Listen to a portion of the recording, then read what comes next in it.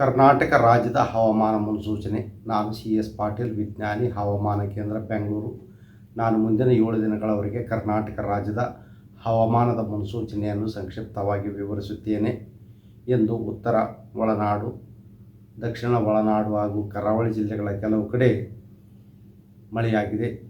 ಪ್ರಮುಖವಾಗಿ ಚಾಮರಾಜನಗರ, ಮೈಸೂರು, ಬೆಳಗಾವಿ, ಕಲಬುರಗಿ ಜಿಲ್ಲೆಗಳಲ್ಲಿ ಹಗುರದಿಂದ ಸಾಧಾರಣವಾಗಿ ಮಳೆಯಾಗಿದೆ. ಕಲಬುರಗಿಯಲ್ಲಿ ಗರಿಷ್ಠ ಉಷ್ಣಾಂಶ 42 ಡಿಗ್ರಿ ಸೆಲ್ಸಿಯಸ್ಸು, ಬೀದರ್ನಲ್ಲಿ 43 ಡಿಗ್ರಿ ಸೆಲ್ಸಿಯಸ್ಸು, ವಿಜಾಪುರನಲ್ಲಿ 40 ಡಿಗ್ರಿ ಸೆಲ್ಸಿಯಸ್ಸು, ರಾಯಚೂರಿನಲ್ಲಿ 41 ಡಿಗ್ರಿ ಸೆಲ್ಸಿಯಸ್ಸು, ಬೆಂಗಳೂರಿನಲ್ಲಿ 34 ಡಿಗ್ರಿ ಸೆಲ್ಸಿಯಸ್ಸು, ಕಾರವಾರನಲ್ಲಿ 37 ಡಿಗ್ರಿ ಸೆಲ್ಸಿಯಸ್ಸು ಗರಿಷ್ಠ ಉಷ್ಣಾಂಶ ದಾಖಲಾಗಿದೆ. ಈಗಿರುವ ಹವಾಮಾನದ ಸಿನಾಪ್ಟಿಕ್ ಸ್ಥಿತಿ ಏನೆಂದರೆ, ಕರ್ನಾಟಕದ ಒಳನಾಡಿನಲ್ಲಿ ಟ್ರಫ್ 0.9 ಕಿಲೋಮೀಟರ್ ಎತ್ತರದವರೆಗೆ ಇದೆ.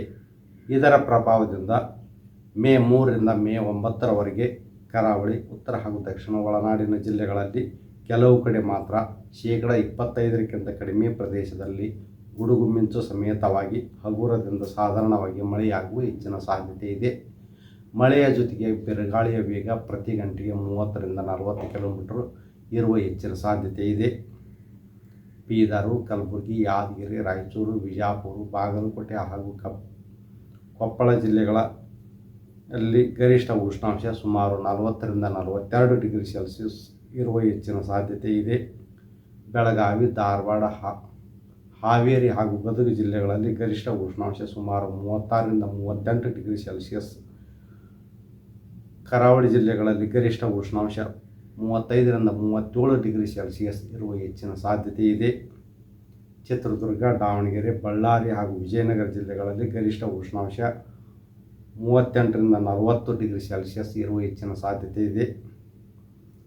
ಕರ್ನಾಟಕದ ಉಳಿದ ದಕ್ಷಿಣ ಒಳನಾಡಿನ ಜಿಲ್ಲೆಗಳಲ್ಲಿ ಗರಿಷ್ಠ ಉಷ್ಣಾಂಶ 35ರಿಂದ 37 ಡಿಗ್ರಿ ಸೆಲ್ಸಿಯಸ್ ಇರುವ ಹೆಚ್ಚಿನ ಸಾಧ್ಯತೆ ಇದೆ. ಬೆಂಗಳೂರಿನಲ್ಲಿ ಕೂಡ ಮುಂದಿನ ಒಂದು ವಾರದವರೆಗೆ ಗರಿಷ್ಠ ಉಷ್ಣಾಂಶ 35ರಿಂದ 37 ಡಿಗ್ರಿ ಸೆಲ್ಸಿಯಸ್ ಇರುವ ಹೆಚ್ಚಿನ ಸಾಧ್ಯತೆ ಇದೆ.